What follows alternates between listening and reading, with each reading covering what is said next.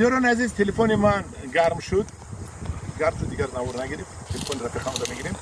من آقای عبدالزاده میگن که از 1 هکتار زیره 500 کیلو زیره میگیریم که بتا نرخ میونه $6 است. $6 این $3000 میشه.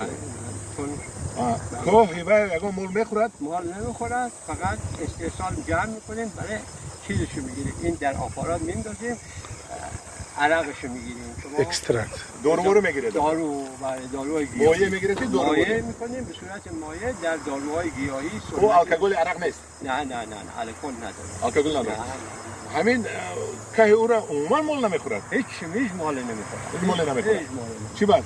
شور سخت. تلخ.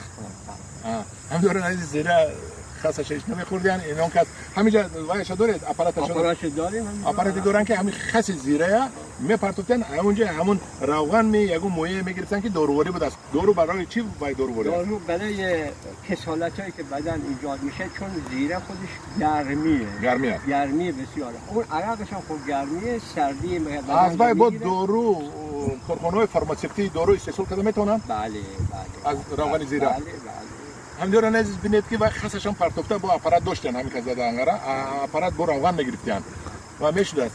خواهی هم دیاران عزیز همین کار چسب میشود. 1 سال خطاگی میکنیم، 2 سال خطاگی میکنیم، یاد میگیریم، محتاج هیچ کس نمیشیم.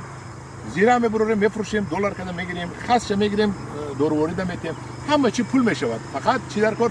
ماینه سر، کار، طاقت و خدای تعالی در همکاری خدا در کار که ما نه طاقت و کار و مهنت در کار. خدای تعالی گفته است از تو حرکت از من برکت. ما که حرکت کردیم به ما میگوید چی برکت. آقای عبدالزاده یک جهان تشکر. در پناه خدا باشید. ما با شما همکاری البته میکنیم.